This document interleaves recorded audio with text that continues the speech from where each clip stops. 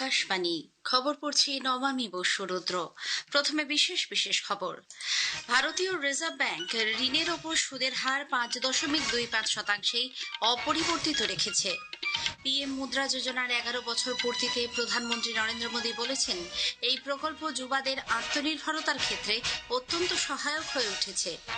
কেরালাম, অসম ও কেন্দ্রশাসিত অঞ্চল পুদুচেরিতে আগামীকাল বিধানসভা নির্বাচন শেষ মুহূর্তের প্রস্তুতি তুঙ্গে। প্রধানমন্ত্রী নরেন্দ্র মোদী আগামীকাল দলীয় প্রার্থীর প্রচারে পশ্চিমবঙ্গে আসছেন। তৃণমূল কংগ্রেস নেত্রী মমতা ব্যানার্জি আজ ভবানীপুর কেন্দ্র থেকে নিজের মনোনয়ন পেশ করেছেন। রাষ্ট্রসংঘের মহাসচিব অ্যান্তনিও গুতেরেস মার্কিন যুক্তরাষ্ট্র ইরানের মধ্যে 2 সপ্তাহের সংঘর্ষ বিরতির সিদ্ধান্তকে স্বাগত জানিয়েছেন। আইপিএল ক্রিকেটে আজ দিল্লি ক্যাপিটালস গুজরাট টাইটান্সের বিরুদ্ধে খেলবে। আসছি বিস্তারিত খবরে। ভারতীয় রিজার্ভ ব্যাংক আরবিআই ঋণের ওপর সুদের হার 5.25% অপরিবর্তিত রেখেছে। আরবিআই এর গভর্নর সঞ্জয় মালহোত্রা আজ 2026-27 আর্থিক বছরের প্রথম দ্বিমাসিক মুদ্রানীতি ঘোষণা করে একথা জানান। তিনি বলেন, মুদ্রানীতি সংক্রান্ত কমিটি সর্বসম্মতভাবে রেপো রেট অর্থাৎ যে হারে আরবিআই অন্য ব্যাংকগুলিকে ঋণ দেয় তা 5.25% থাকবে বলে সিদ্ধান্ত নিয়েছে। এছাড়া স্ট্যান্ডিং ডিপোজিট ফ্যাসিলিটি রেটও 5% থাকছে। অন্যদিকে মার্জিনাল স্ট্যান্ডিং ফ্যাসিলিটি রেটও ব্যাংকের সুদের হার 5.5% রাখা হয়েছে।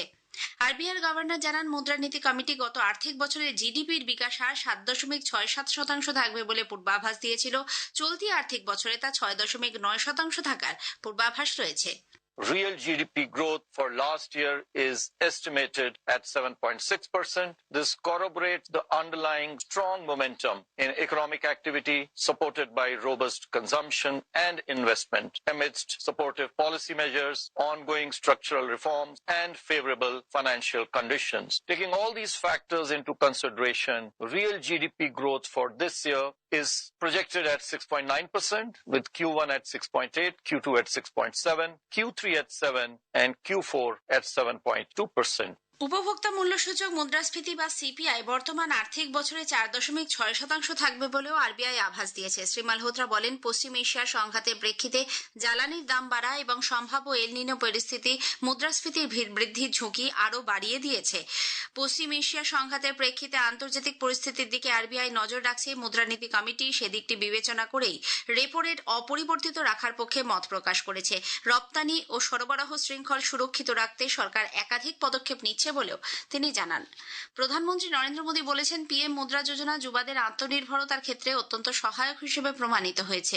2015 সালে চালু হওয়া এই প্রকল্প আজ 11 বছর পূর্ণ করেছে।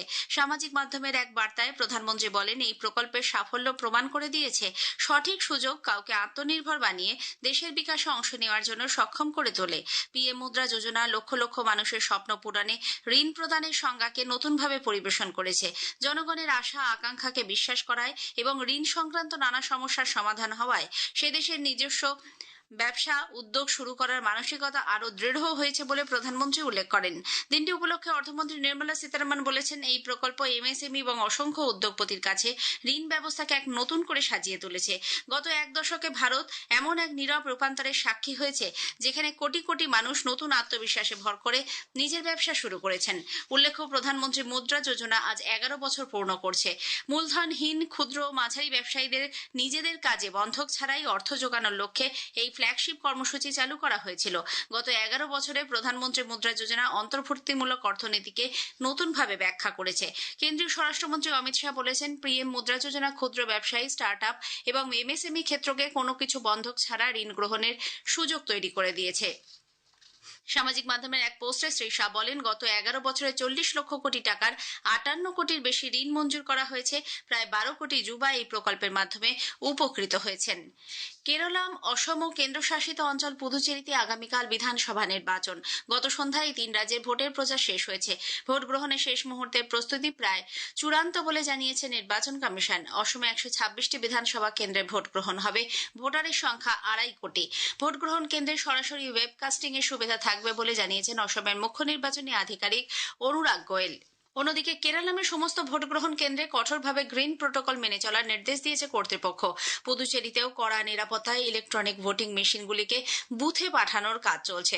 3000 পুলিশকর্মী, 45 কোম্পানি, কেন্দ্রীয় সশস্ত্র বাহিনী ও কর্ণাটকের একটি স্পেশাল ইউনিট নিরাপত্তা সংক্রান্ত ব্যবস্থার দায়িত্বে রয়েছেন। পশ্চিমবঙ্গে বিধানসভা নির্বাচন এগিয়ে আসার সঙ্গে সঙ্গেই জমে উঠেছে প্রচার অভিযান। বরিষ্ঠ বিজেপি নেতা প্রধানমন্ত্রী নরেন্দ্র মোদী নির্বাচনী প্রচারে আগামীকাল রাজ্যে আসছেন। পূর্ব মেদিনীপুরে হলদিয়া, পশ্চিম বর্ধমানের আসানসোল এবং বীরভূমের সিউড়িতে দলীয় প্রার্থীর সমর্থনে 3টি জনসভা করবেন তিনি। এদিকে কলকাতার ভবানীপুর কেন্দ্র থেকে মনোনয়ন জমা দিয়েছেন তৃণমূল কংগ্রেস প্রার্থী মমতা ব্যানার্জি। আজ সকাল 10:30 নাগাদ বাড়ি থেকে বেরিয়ে কর্মী সমর্থকদের নিয়ে মিছিল করে আলিপুরে গিয়ে তিনি মনোনয়ন জমা দেন। প্রার্থীপদ জমা দিয়ে মমতা ব্যানার্জি ফের একবার ভোটার তালিকা থেকে নাম বাদ পড়া নিয়ে উদ্বেগ প্রকাশ করেছেন। পশ্চিমবঙ্গ বিধানসভা নির্বাচনের জন্য বিজেপি আজ 6ষ্ঠ প্রার্থী তালিকা প্রকাশ করেছে। কলকাতা বন্দর কেন্দ্রের নাম জানানো হয়েছে। রাকেশ সিং কলকাতা বন্দর কেন্দ্র থেকে প্রতিদ্বন্দ্বিতা করবেন। পশ্চিমবঙ্গে অবাধ, সুষ্ঠু, নিরপেক্ষ এবং হিংসা ও ভয়মুক্ত নির্বাচন সুনিশ্চিত করার আশ্বাস দিয়েছে নির্বাচন কমিশন। তৃণমূল কংগ্রেসের এক প্রতিনিধি দল আজ নতুন দিল্লিতে কমিশনের সঙ্গে দেখা করে তারপরেই সামাজিক মাধ্যমে কমিশনের পক্ষ থেকে একথা জানানো হয়।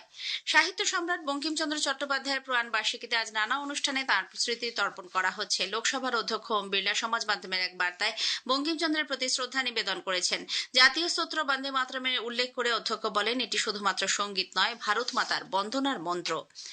আজকের প্রসঙ্গে এবারের বিষয়ে দৈনন্দিন জীবনে আবহাওয়া এবং জলবায়ু পরিবর্তন। আলিপুর আবহাওয়া দপ্তরের অধিকর্তা ডক্টর হাবিবুর রহমান বিশ্বাসের সঙ্গে কথা বলেছেন আমাদের প্রতিনিধি কাশফিন নাহার। আজ শুনবেন প্রথম পর্ব। আকাশবাণী সংবাদ বিভাগ প্রযোজিত অনুষ্ঠানটি শুনবেন রাত 9:30টায় গীতাঞ্জলি, ডিটিএইচ বাংলা এবং আকাশবাণী সংবাদ কলকাতা সোশ্যাল মিডিয়া প্ল্যাটফর্মে। এই খবর আপনারা শুনছেন আকাশবাণী থেকে। আমাদের সংবাদ শুনতে পাবেন ইউটিউব চ্যানেল আকাশবাণী সংবাদ বাংলা, ফেসবুক ও ইনস্টাগ্রাম আকাশবাণী সংবাদ কলকাতা এবং এক্স হ্যান্ডেল এআইআর নিউজ কলকাতাতে। রাষ্ট্রসংঘের মহাসচিব অ্যান্টনিও গুতেরেস মার্কিন যুক্তরাষ্ট্র ও ইরানের মধ্যে 2 সপ্তাহের সংঘর্ষ বিরতির সিদ্ধান্তকে স্বাগত জানিয়েছেন। পশ্চিম এশিয়ায় চলতি সংঘাতে জড়িত সব পক্ষকে আন্তর্জাতিক নিয়ম মেনে চলার আহ্বান জানান তিনি। এক বিবৃতিতে গুতেরেস বলেন, সাধারণ মানুষের জীবন রক্ষায় অবিলম্বে সংঘাতের নিরসন হওয়া জরুরি। হরমুজ প্রণালী খুলে দেওয়ায় মার্কিন প্রেসিডেন্ট ডোনাল্ড ট্রাম্প 2 সপ্তাহের সংঘর্ষ বিরতি ঘোষণার পরে গুতেরেসের এই বিবৃতি। আগেই জানানো হয়েছে, হরমুজ প্রণালী খুলে দেওয়ার সিদ্ধান্ত নেওয়ায় মার্কিন যুক্তরাষ্ট্র ও ইরানের মধ্যে 2 সপ্তাহের যুদ্ধবিরতিতে সম্মত হয়েছেন মার্কিন রাষ্ট্রপতি ডোনাল্ড ট্রাম্প। সমাজ মাধ্যমের এক বার্তায় ট্রাম্প বলেন, আমেরিকা ইতিমধ্যেই তাদের সামরিক লক্ষ্যে পৌঁছেছে। 2 দেশের মধ্যে সংঘর্ষ শেষ হওয়ার দিকে এগোচ্ছে। অন্যদিকে ইরানের বিদেশমন্ত্রী আব্বাস আরাকচি ঘোষণা করেছেন 2 সপ্তাহের জন্য হরমুজ প্রণালী খুলে দেওয়া হচ্ছে। ইরানের জাতীয় নিরাপত্তা পরিষদ দাবি করেছে, আমেরিকা তেহরানের 10 দফা পরিকল্পনায় সায় দিয়েছে। এদিকে 2 সপ্তাহের সংঘর্ষ বিরতি ঘোষণার পর মার্কিন রাষ্ট্রপতি ডোনাল্ড ট্রাম্প বলেছেন, বিশ্ব শান্তির ক্ষেত্রে এটি একটি উল্লেখযোগ্য দিন। গত কয়েক সপ্তাহ ধরে উত্তেজনার পর তেহরান পুনর্গঠনের দিকে অগ্রসর হয়েছে। এক বিবৃতিতে ট্রাম্প ঘোষণা করেছেন, ইরানের সঙ্গে 10 দফা সংঘর্ষ বিরতি নিয়ে আলোচনা চলছে। প্রধান সমস্যাগুলি মেটাতে প্রত্যয় ব্যক্ত করেন তিনি। বিদেশমন্ত্রী ডক্টর এস জয়শঙ্কর আজ নতুন দিল্লিতে বাংলাদেশের বিদেশমন্ত্রী খলিলুর রহমানের সঙ্গে বৈঠক করবেন। 3 দিনের ভারত সফরে গত সন্ধ্যায় খলিলুর রহমান নতুন দিল্লি পৌঁছন। তিনি সফরকালে জাতীয় নিরাপত্তা উপদেষ্টা অজিত দোভাল, কেন্দ্রীয় বাণিজ্য মন্ত্রী পীযূষ গোয়েল ও কেন্দ্রীয় পেট্রোলিয়াম ও প্রাকৃতিক গ্যাস মন্ত্রী হরদীপ সিং পুরীর সঙ্গেও সাক্ষাৎ করবেন বলে জানা যাচ্ছে। জম্মু কাশ্মীরে সন্ত্রাসবাদ বিরোধী অভিযানের প্রস্তুতি বাড়ানোর লক্ষ্যে সেনাবাহিনীর জম্মু ভিত্তিক টাইগার ডিভিশন জম্মু কাশ্মীর পুলিশের কর্মীদের জন্য 12 দিনব্যাপী একটি সন্ত্রাসবাদ বিরোধী রিফ্রেশার কোর্স শুরু করেছে। জম্মু ও কাশ্মীরের সশস্ত্র বিভাগের অতিরিক্ত মহানির্দেশক আনন্দ জৈন টাইগার ডিভিশনের জেনারেল অফিসার কমান্ডিং সেনাবাহিনী ও জম্মু কাশ্মীর পুলিশের ঊর্ধ্বতন আধিকারিকদের সঙ্গে এই কোর্সটির উদ্বোধন করেন। পাঞ্জাবের কাপুরথালায় গত সন্ধ্যায় পাক মদতপুষ্ট এক মাদক চোরাচালান চক্র ভেঙে দিয়েছে পাঞ্জাব পুলিশ। নির্দিষ্ট তথ্যের ভিত্তিতে একটি গাড়ির পেছনে ধাওয়া করে 16 কেজির বেশি হেরোইন সহ 5 সদস্যকে গ্রেপ্তার করা হয়েছে। ভারতীয় মহিলা হকি দলের আসন্ন আর্জেন্টিনা সফরের জন্য অধিনায়ক সালিমা টেটের নেতৃত্বে 24 সদস্যের দল ঘোষণা করল হকি ইন্ডিয়া। এফআইএইচ হকি বিশ্বকাপ 2026 এবং এশিয়ান গেমসের মতো আসন্ন বড় টুর্নামেন্টগুলির প্রস্তুতির অঙ্গ হিসেবেই এই সফর চলতি মাসের 13 থেকে 17 তারিখ পর্যন্ত বুয়েনোস আয়ারেসের শক্তিশালী আর্জেন্টাইন দলের বিরুদ্ধে ভারতীয় সময় সন্ধ্যে 7:30টায় খেলাগুলি হবে। নতুন দিল্লির অরুণ জেটলি স্টেডিয়ামে আজ আইপিএল এর 14তম খেলায় দিল্লি ক্যাপিটালস গুজরাট টাইটান্সের বিরুদ্ধে খেলবে। খেলা শুরু হবে সন্ধ্যে 7:30টায়। শেষ করার আগে খবরের বিশেষ কিছু অংশ আরও একবার। রিজার্ভ ব্যাংক আরবিআই ঋণের ওপর সুদের হার 5.25% অপরিবর্তিত রেখেছে। পিএম মুদ্রা যোজনার 11 বছর পূর্তিতে প্রধানমন্ত্রী বলেছেন, এই প্রকল্প যুবাদের আত্মনির্ভরতার ক্ষেত্রে অত্যন্ত সহায়ক হয়ে উঠেছে। কেরালা, অসম ও কেন্দ্রশাসিত অঞ্চল পুদুচেরিতে আগামীকাল বিধানসভা নির্বাচন শেষ মুহূর্তে প্রস্তুতি তুঙ্গে। খবর শেষ হলো, এরপরই শুনুন স্থানীয় সংবাদ।